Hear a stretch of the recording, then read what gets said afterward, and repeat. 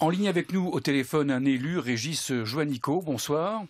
Bonsoir. Vous êtes député Génération Socialiste de la Loire, coprésident du groupe de travail à l'Assemblée nationale sur les Jeux Olympiques 2024 de Paris, co-animateur du groupe de travail sport et crise sanitaire à l'Assemblée nationale. Régis Juanico, est-ce que vous comprenez toutes ces mesures sanitaires adoptées par le gouvernement et qui varient selon des zones en fonction de la progression forte ou moins forte de l'épidémie ? Il ne faut pas opposer en fait la lutte aujourd'hui contre la pandémie, les mesures qui sont prises effectivement pour prévenir la crise sanitaire là où elle est la plus aiguë.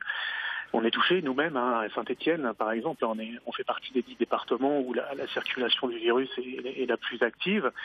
Et puis aussi le message sanitaire qu'on doit faire passer aujourd'hui et qui est un petit peu brouillé, je trouve, par rapport à l'activité physique et sportive, dans la mesure où quand même le sport, l'activité physique adaptée a joué un rôle très important pendant le confinement. C'était une bouffée d'oxygène chaque jour par rapport à cette règle de confinement, et qu'aujourd'hui, on le voit, l'activité physique et sportive, c'est un moyen de lutter contre la pandémie, c'est notamment un moyen de prévention, de santé publique, pour lutter contre les facteurs de comorbidité comme le surpoids, l'obésité, le diabète.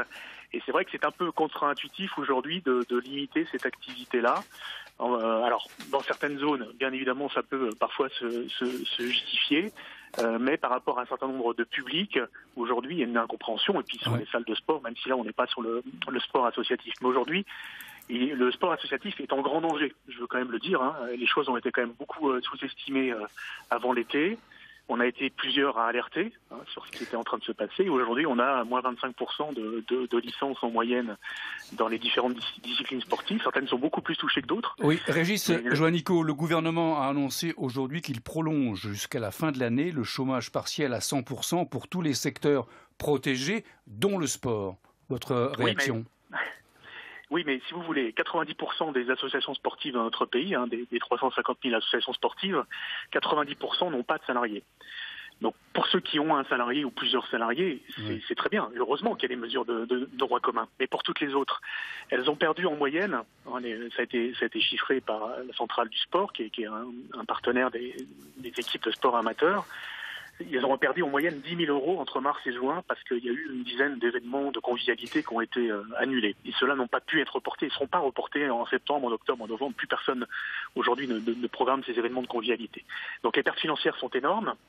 Vous ajoutez à cela le manque à gagner sur les licences. C'est 40% aujourd'hui des ressources des clubs sportifs amateurs. Et donc vous allez avoir un secteur sportif amateur très en difficulté. Et aujourd'hui, on n'a pas en face des mesures à la hauteur, notamment un fonds de solidarité à la hauteur, et un chèque sport qui pourrait aujourd'hui aider les familles à aller prendre des licences dans les clubs qui en ont bien besoin. Régis Juanico était en ligne avec nous, député Génération Socialiste apparenté de la Loire et coprésident du groupe de travail à l'Assemblée nationale sur les Jeux Olympiques 2024 de Paris. Merci. On retourne au standard du télé.